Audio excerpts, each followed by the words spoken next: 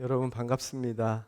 또 떨리는 마음으로 예수님의 사람들 교회에 오게 되었습니다. 차기령 목사님 소식 듣고 여러분들을 위해서 중보하고 교회를 위해서 중보하고 또 아프신 목사님뿐만 아니라 성도님들도 코로나 확진에 많이 걸리셨다는 소식을 듣고 중보하면서 어떤 말씀을 전하면 좋을까 하나님 앞에 기도하다가 오늘 하나님께서 허락해 주신 말씀, 예수님께서 제자들에게 산상에서 설교하셨던 그 말씀 중에 하나인 오늘 본문 말씀을 정하게 되었습니다. 아프신 분들도 온전하게 회복되는 은혜가 있길 소망하고, 오늘 이곳에 나오신 모든 성도님들도 주의 은혜 가운데 온전케 되는 은혜가 있길 축복합니다. 낯서시죠? 잘생긴 차기룡 목사님 얼굴을 봐야 되는데 제가 코로나 기간 중에 마스크 쓰고 다녀서 얼마나 좋았는지 몰라요. 제 얼굴을 가릴 수 있으니까요. 부끄럽습니다. 그럼에도 불구하고 제가 이 자리에 쓸 수 있는 이유는 온전케 하실 주님을 찬양하기 때문입니다. 믿기 때문입니다. 한 예능 프로그램을 제가 보았거든요. 근데 그 프로그램은 각계각층의 리더들을 그 프로그램에 초청해서 패널들이 배우는 프로그램입니다. 그 리더를 그 프로그램에서는 이렇게 부르더라고요. 사부라고 부르는데, 그 사부가 패널들에게 이렇게 질문을 했습니다. 서울대에 들어가는 게 쉬울까요? 부자 되는 게 쉬울까요? 오늘 저는 여러분들에게 그 사부가 한 질문을 동일하게 던져보고 싶은데요. 여러분, 서울대 가는 게 쉬울까요? 아니면 부자 되는 게 쉬울까요? 대답하기 어려우시죠? 둘 다 어렵다고 대답하고 싶으시죠? 근데 한 가지만 선택해야 한다고 사부가 이야기했거든요.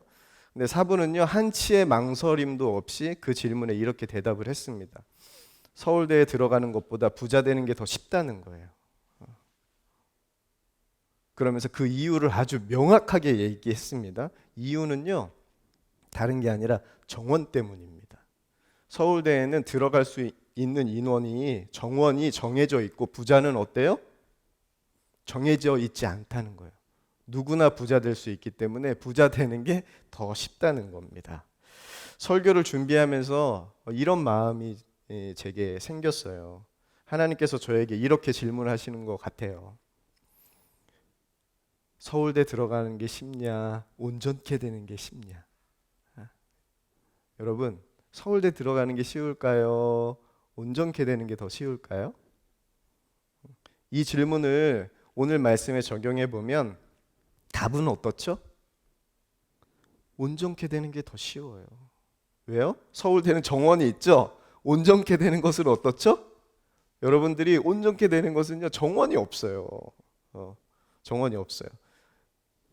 그런데 중요한 한 가지 이유가 있습니다. 그것과 다른 너무나도 중요한 한 가지 이유가 있는데, 온전케 되는 것이요, 하나님의 소원이라는 거예요. 여러분들을 향한 하나님의 계획은요, 온전케 되는 겁니다. 하나님이 어떤 분이시죠? 완전하신 분.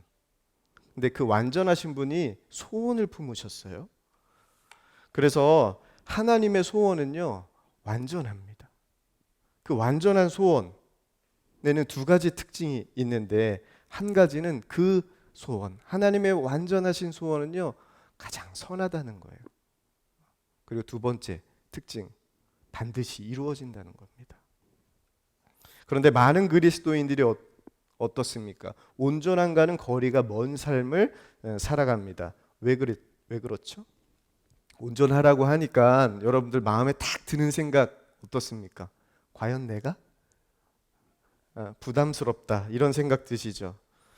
많은 사람들이 부담스럽게 생각하기 때문에 온전함은 나하고는 조금 거리가 먼 이야기라고 생각합니다. 그런데 온전하게 되는 것은요, 특정 소수에게만, 특별한 믿음을 가진 사람들에게만 가진 사명이라고 많은 사람들이 생각하는데, 그것은 착각입니다. 믿음이 큰 자들에게만 허락된 일이라고 생각하는데 아닙니다. 온전케 되는 것은요, 믿음의 크기와하고는 아무 상관이 없어요. 직분과도 상관없습니다. 언제 믿었느냐, 연수와도 상관이 없어요. 하나님은요, 모든 사람이 구원받기 원하시거든요.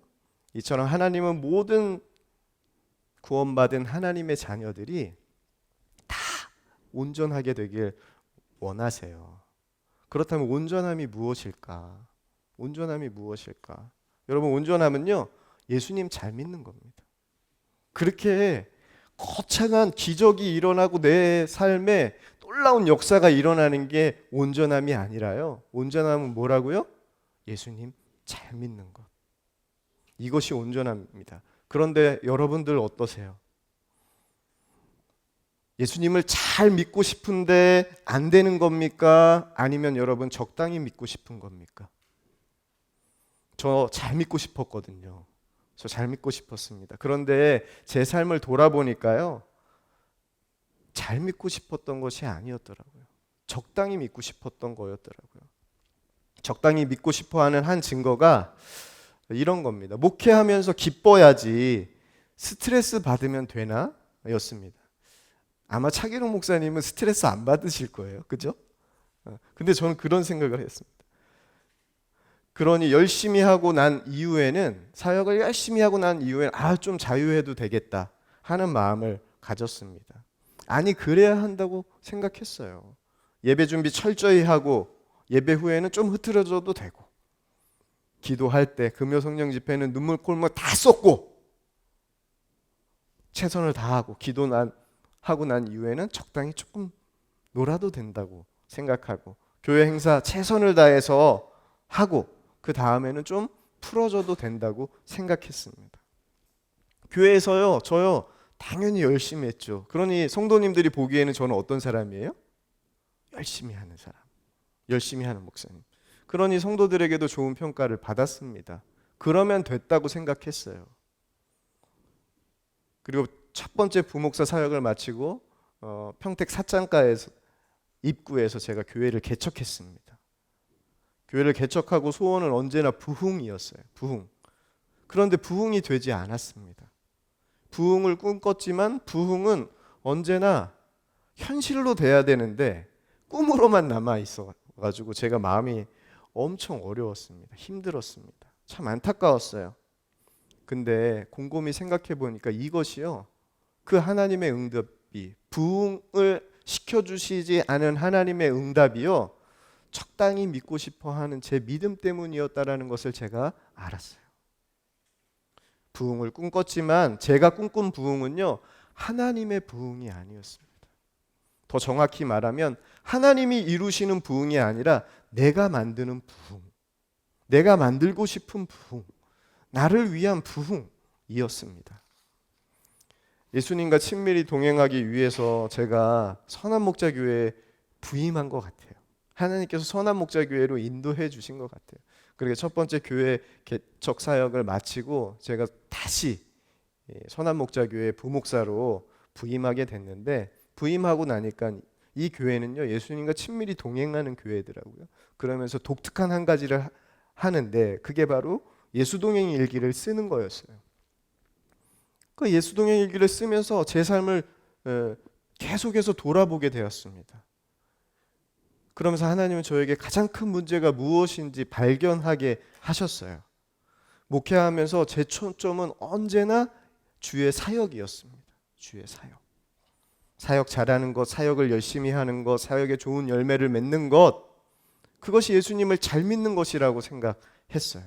그래서 받은 사명을 감당하기 위해서만 제가 주님을 찾았다는 것을 알게 되었습니다. 사역을 준비할 때만 주님을 찾았고, 사역을 할 때만 주님을 의지했다라는 것을 제가 알게 되었어요. 단적인 예로 제가 이렇게 설교할 때 사람들에게 제 이야기를 어떻게 했냐면, 이런 질문을 설교 시간에 제가 평택에서 개척했을 때 주일 설교 때 질문을 성도들에게 드렸어요. 여러분은 주님이 언제 다시 오셨으면 좋겠습니까? 우리 예수님의 사람들 교회에도 한번 제가 질문 또 던져보고 싶은데요. 여러분은 주님이 언제 다시 오셨으면 좋겠습니까? 제가 이 질문에 어떻게 답을 하곤 했냐면요. 저는 주님이 꼭 주일에 오셨으면 좋겠더라고요. 주일에도요, 이렇게 딱 주님이 설교하는 이 시간에 하늘에서 이렇게 쫙 내려왔으면 좋겠더라고요. 왜 그런지 아세요? 돌아보니까, 제 삶을 돌아보니까 제가 가장 정결하고 제가 가장 깨끗할 때가 언제예요? 바로 하나님의 말씀을 전할 때, 이때가 제가 제일 깨끗한 것 같더라고요. 다른 날 오면 어떻게 되는 거예요? 오셨는데 모른 채 할까봐 주님이 꼭 주일날 오셨으면 좋겠다라는 그런 고백을 했거든요. 여러분, 이런 제 고백이 어떻게 들리세요? 야, 저분도 목사인가? 이런 생각이 드세요? 제 솔직한 심정입니다. 그렇게 담임 목회를 하다 보니까 주일 설교를 할 때 애가 탔습니다. 애가 타니까 주님을 찾게 되죠. 다른 때는 주님을 잘 찾지 않아도 설교를 준비해야 하는 그 토요일의 고통을 여러분들 아세요? 주일 설교를 마무리해야 된다는, 그때는 주님 찾는 거죠. 이렇게 저는 사명을 감당하기 위해서만 주님을 찾았습니다. 주님이 필요하다는 것을 알았고 주님을 찾았습니다. 거기까지가 제 믿음이었던 것 같아요. 생각해 보니까 대부분 저와 주님과의 관계는 어떤 관계예요? 공적인 관계였더라고요. 사역을 할 때만 주님을 찾았으니까 공적인 관계였어요. 주님과 제가 공적인 관계이니까 공적인 시간 이외에는 다 누구 시간이에요? 주님의 시간이 아니라 다 내 시간인 거예요. 그러니까 내 마음대로 하고 싶은 거예요. 그래서 내 마음대로 살았습니다. 내 마음대로 살고 싶은 정당한 이유도 제가 찾았어요. 목회하면서 많은 선배님들이요, 열심히 하는 후배들에게 위로하시면서 하시는 말씀이 있습니다. 격려하는 말씀이 있어요. 목사도 숨 쉴 구멍이 있어야 해. 이게 진리처럼 막 다가오더라고요. 그렇지. 목사도 숨 쉴 구멍이 있어야지. 내가 나쁜 일을 하는 것도 아닌데 괜찮지 하며 그렇게 지냈던 것 같아요. 여러분, 목사가 이 정도인데, 담임 목사가 이 정도인데 성도들이 어떻겠습니까? 이만하면 하나님이 너 그냥 내려와라, 목회하지 말아라, 이렇게 하실 만도 하시잖아요. 근데요, 하나님은 계속 저를 쓰시겠대요. 저로서는 가장 이해되지 않는 일입니다. 저보다 훨씬 인품이 뛰어나시고 믿음이 뛰어나신 분들이 세상에는 참 많거든요. 믿음의 사람 중에 많거든요. 흠 많고 허물 많은 저를 구원해 주신 것만으로도 감사합니다. 저는 이런 목사라면 주님께서 내리셔도 되는데 괜찮은데 계속하라고 하시는 거예요. 더 이상한 것은 이런 저에게 하나님께서 놀라운 소원을 품고 계시다는 거예요. 저를 향한 하나님의 소원이 무엇인지 아세요, 여러분? 바로 오늘 본문 말씀이에요. 동혁아, 내가 너를 위해 품고 있는 소원이 바로 이거야. 그러므로 하늘에 계신 너희 아버지의 온전하심 같이 너희도 온전하라. 내가 너를 위해 품고 있는 소원이야. 근데 이 소원은요, 저만을 위한 소원이 아니에요. 바로 여러분 한 사람 한 사람을 향한 소원이기도 합니다. 이 하나님의 소원에 예외가 되는 사람 한 사람도 없습니다. 이것이 우리를 향한, 여러분들을 향한 하나님의 사랑이에요. 십자가가 분명한 증거이죠. 십자가가 누구를 위한 십자가입니까? 죄를 위한, 나를 위한 십자가. 여러분 한 사람 한 사람을 위한 십자가입니다. 십자가 사랑에 여기서 떨어져 나간 사람은 한 사람도 없어요. 바로 여러분 한 사람 한 사람을 위해서 예수님이 십자가에 달려 돌아가셨어요. 새벽에 히브리서 말씀을 듣고 제가 붙잡고 기도하는데 주님께서 제 마음에 강하게 도전하신 말씀이 있었습니다. 히브리서 10장 14절 말씀인데요, 그가 거룩하게 된 자들을 한 번의 제사로 영원히 온전하게 하셨느니라. 예수님은요, 단 한 번 십자가에서 자신을 바침으로써 거룩하게 만드신 사람들을 영원히 온전하게 하셨다라고 히브리서 기자는 고백하고 있죠. 예수님은요, 자신을 믿는 사람들을 영원히 온전하게 하시는 분이세요. 한 번의 제사로 십자가, 그 십자가로 하나님의 자녀를 영원히 온전하게 하신 예수님을 누가 믿을 수 있는 겁니까? 그 예수님 누가 믿을 수 있는 겁니까? 누구든지 믿을 수 있는 거예요. 주인만 믿을 수 있는 것도 아니고, 종은 믿을 수 없는 것도 아니고, 남자만 믿을 수 있는 것도 아니고, 건강한 사람, 부유한 사람, 학식이 많은 사람만 믿을 수 있는 것도 아닙니다. 설령 말로 표현할 수 없는 극악한 죄를 지은 자라 할지라도 예수님은 자신을 믿도록 허락하셨어요. 예수님의 십자가는요, 일부 특정인들만을 위한 십자가가 아닙니다. 한 사람도 예외 없이 구원하시기 위한 하나님의 놀라운 사랑입니다. 그 사랑은요, 우리의 모든 죄와 허물을 대신 지신 사랑입니다. 그 사랑은요, 우리의 연약함을 동정하셔서 우리의 약함을, 우리의 더러움을 온전함으로 바꾸시는 사랑이에요. 과연 너희도 온전하라, 예수님께 하신 이 말씀이 가능한 일입니까? 온전함의 기준을 보세요. 그 기준이 무엇입니까? 너희 아버지의 온전하신가 같이, 하늘에 계신 아버지의 온전하신가 같이가 기준이에요. 이것을 많은 사람들이 오해합니다. 온전함을 완벽함으로 오해하는 경우가 있어요. 이런 생각만 가져도 온전함은요, 나와는 절대 상관없는 것 같은데 라고 생각하게 됩니다. 예수님은요, 너희 아버지의 온전하신가 같이 온전하라고 하셨는데, 이 대목에서 많은 사람들이 불가능하다고 여깁니다. 예전에 한 번은 제가 빌립보서 4장 8절 말씀을 읽다가 이런 생각을 했습니다. 하나님은 참 욕심도 많으시다. 궁금하시죠? 빌립보서 4장 8절 말씀이 어떤 말씀이신지. 제가 읽어드릴게요. 잘 들어보세요. 하나님 정말 욕심장이가 맞는지. 끝으로 형제들아, 무엇에든지 참되며 무엇에든지 경건하며 무엇에든지 오르며 무엇에든지 정결하며 무엇에든지 사랑받을 만하며 무엇에든지 칭찬받을 만하며, 어때요? 욕심 많으신 것 같아요? 끝이 아니에요. 여기서 끝난 게 아닙니다.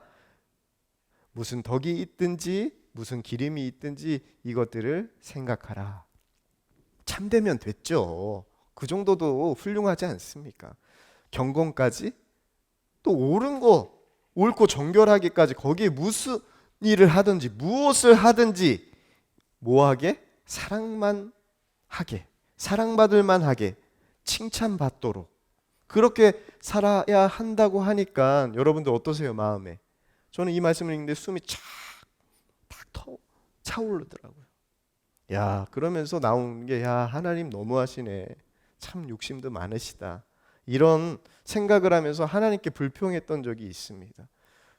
그럼 성경을 덮고 그만 읽어야 되잖아요. 여기에서 그만 읽어야 되는데요, 그날은 계속 그래도 그냥 말씀을 읽어야 하자고 말씀을 읽어 내려갔습니다. 그러면서 빌립보서 4장 11절에서 13절 말씀이 나오는 거예요. 11절부터 13절 말씀을 제가 읽어 드릴게요. 내가 궁핍함으로 말하는 것이 아니니라. 어떠한 형편에서든지 나는 자족하기를 배웠노니 나는 비천에 처할 줄도 알고 풍부에 처할 줄도 알아. 모든 일 곧 배부름과 배고픔과 풍부와 궁핍에도 처할 줄 아는 일체의 비결을 배웠노라. 내게 능력 주시는 자 안에서 내가 모든 것을 할 수 있느니라. 아멘이죠. 이 말씀을 읽는데 내게 능력 주시는 자, 그 자가 바로 주님 안에서 내가 모든 것을 할 수 있구나 하는 이 믿음이 깨달아졌어요. 그 말씀을 읽는데 이 말씀이 믿어졌습니다. 이 사건 이후에 제게는 말씀을 보는 눈이 완전히 달라졌어요. 다시 한번 빌립보서 4장 8절 말씀을 여러분들에게 읽어드릴게요. 끝으로 형제들아 무엇에든지 참되며 무엇에든지 경건하며 무엇에든지 오르며 무엇에든지 정결하며 무엇에든지 사랑받을 만하며 무엇에든지 칭찬받을 만하며 무슨 덕이 있든지 무슨 기림이 있든지 이것들을 생각하라. 이 말씀들이요 그림의 떡이 아니었습니다. 내가 노력해야 먹을 수 있는 떡이라고 제가 생각하니까 하나님께 짜증이 나고 원망이 났던 거예요. 이런 말씀들이 성경에 등장할 때면 하나님 할 수 있는 것을 말씀하셔야죠. 진짜 너무하시네. 제 마음에 그런 마음이 들더라고요. 그래서 짜증나서 바로 포기했습니다. 하지만 기분 좋을 때는 어떻게 해요? 우리 은혜 받고 기분 좋을 때가 있잖아요. 그러면 이런 말씀을 받아도 어떻게 합니까? 순종해 봐요. 기분 좋을 때는 순종해 봅니다. 그런데 안 돼요. 그럼 몇 번 더 합니다. 기분 좋으면. 근데 여전히 안 돼요. 그럼 짜증납니다. 다시. 그리고 하나님께 이렇게 말합니다. 거봐요. 안 되잖아요. 그렇게 하면서 포기합니다. 하지만 말씀이 나에게 이루어질 것이 믿어지니까 말씀이 나에게 생명의 떡이 되었어요. 하나님의 말씀은 어떠한 말씀이라도 이루어진다는 것이 저에게 확신이 되니까 빌립보서 4장 8절 말씀이 저에게 이렇게 다가오는 거예요. 하나님은 나를 무엇에든지 참되게 하시고 하나님은 나를 무엇에든지 경건하게 하시고 하나님은 나를 무엇에든지 옳게 하시고 하나님은 나를 무엇에든지 정결하게 하신다. 하나님께서 나를 위해 이 소원을 품고 계시다는 게 제 안에 믿어지는 거예요.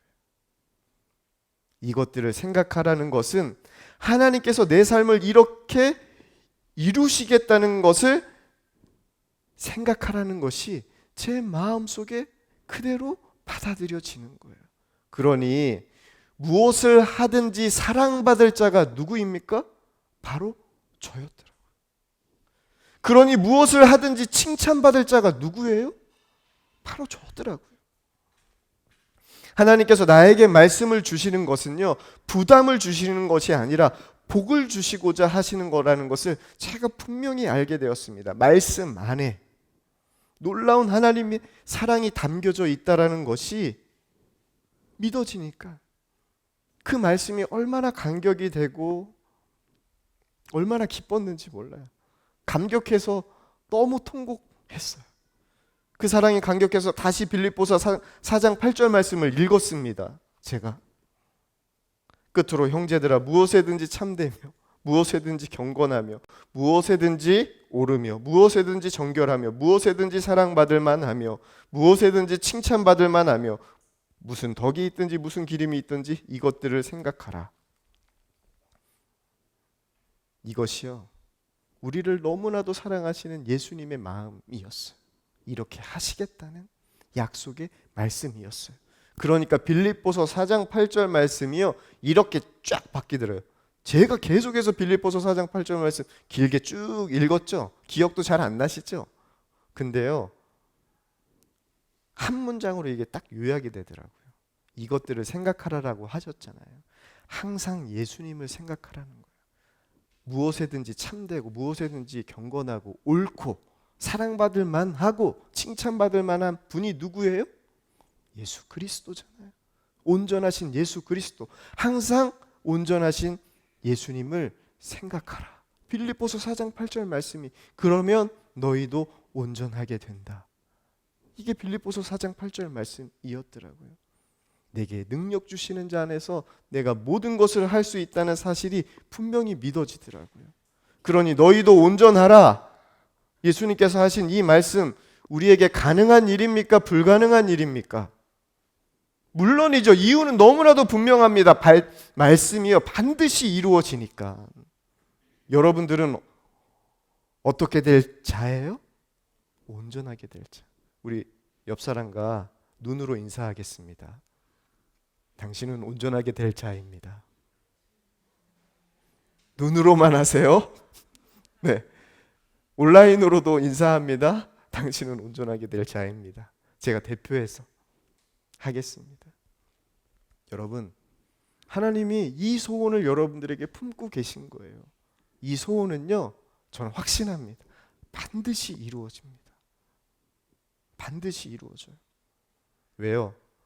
누가복음 1장 37절 말씀입니다. 대저 하나님의 모든 말씀은 능하지 못하심이 없느니라. 그리고 누가복음 1장 45절에서 이렇게 고백합니다. 주께서 하신 말씀이 반드시 이루어지리라고 믿은 그 여자에게 복이 있도다. 하나님은요, 여러분들을요, 창세 전부터 계획하셨어요. 에베소서에서 바울이 에베소 교인들에게 편지했을 때 창세 전부터 나를 택정하신 그 은혜를 고백해요.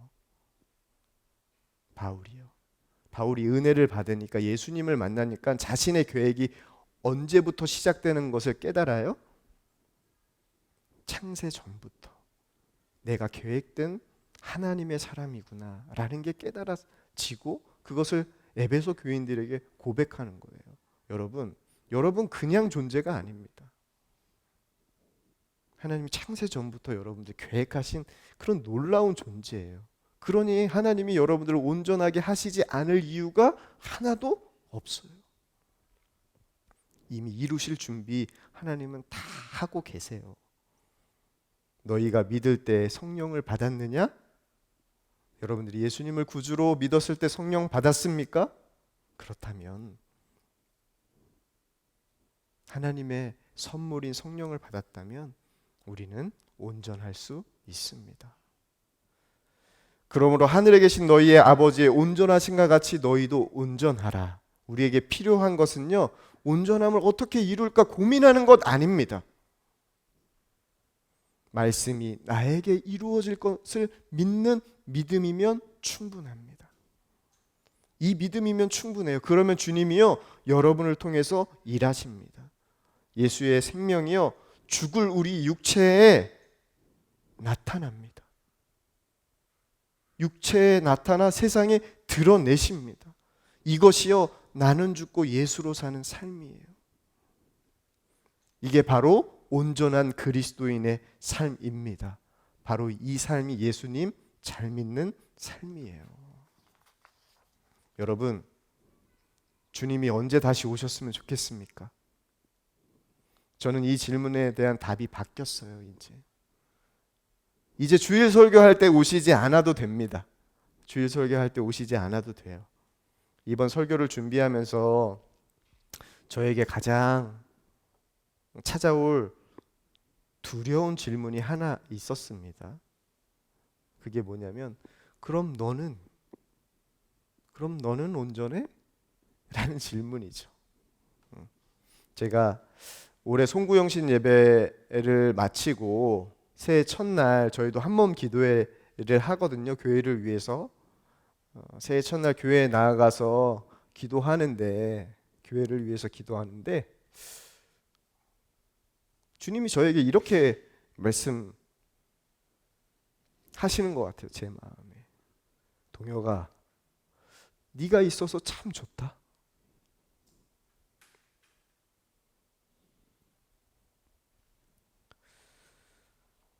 흠 많고 어리석고 연약한 존재인 저를 통해서 주님께서 하시는 말씀은, 동혁아, 네가 있어서 참 좋다. 예배당에서 지금껏 목회한 제 삶을 돌아봤습니다. 감리교회에서 목회를 시작한 지 이제 어느덧 20년이 다 돼가는 것 같아요. 그리고 지금 난 어떤가 생각해 보았습니다. 매 순간 온전하지 않았습니다. 여전히 실수 많고 흠 많고 허물 많습니다. 하지만 하나님이 날 사랑하신다는 믿음, 나를 사랑하신 하나님이 지금도 살아계신다는 믿음, 그 하나님이 나를 온전케 하신다는 그 믿음, 이 믿음이 제 안에 있더라고요. 제 안에. 제 목회가 사역과 성장이 아닌 주님과의 관계, 그 영적인 부흥의 초점이 맞춰줬다라는 것이 제 마음에 분명히 보여지더라고요. 그러니 제 마음 속에는요, 주님과 날마다 동행하고 싶은 갈망이 더 커져간다라는 게 보여요. 커져간다라는 것을 하나님이 보신 것 같아요. 그러면서 하나님이 저에게 이렇게 얘기하신, 동혁아, 네가 있어 참 좋다. 제 삶의 결과를 보신 게 아니라 제 중심을 하나님이 봐주신 것 같더라고요. 여전히 끝없는 사랑으로 하나님은요, 여러분들을 이끌고 계십니다. 저도 이끌고 계시고요. 그렇게 제가 새벽에 여전히 끝없는 사랑으로 저를 이끌고 계시는 주님께 감격하고 있을 때 주님께서 저에게 이렇게 물으시는 것 같아요. 그럼 나 언제 갈까? 동요가 내가 이제 언제 갈까? 그러니 제가 주님 앞에 바로 고백할 수 있는 거예요. 주님 지금 오세요. 지금 오셔도 돼요. 이렇게 고백할 수 있게 되었습니다. 여러분, 하나님이 여러분들을 사랑하세요. 참 많이 사랑하세요. 제가 여러분들에게 드릴 수 있는 너무나도 분명한 하나님의 말씀이에요. 그리고 하나님은 여러분들을 온전하게 하실 겁니다. 그 믿음이 예수님의 사람들 교회 안에 풍성하게 부어지길 소망합니다. 그리고 언제든지 여러분의 심장 가운데, 심령 가운데 지워지지 않길 축복합니다. 그래서 이 믿음으로 날마다 온전케 하시는 하나님의 은혜를 누리는 저와 여러분 되기를 이 시간 간절히 축복합니다. 이 시간 우리 함께 온전케 되리 결단 찬송 하겠습니다.